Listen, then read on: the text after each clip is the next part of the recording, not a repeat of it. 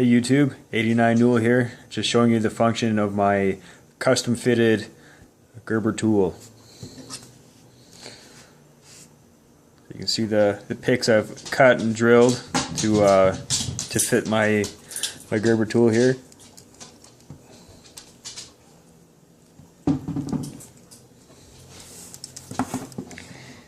They will fold all the way back in.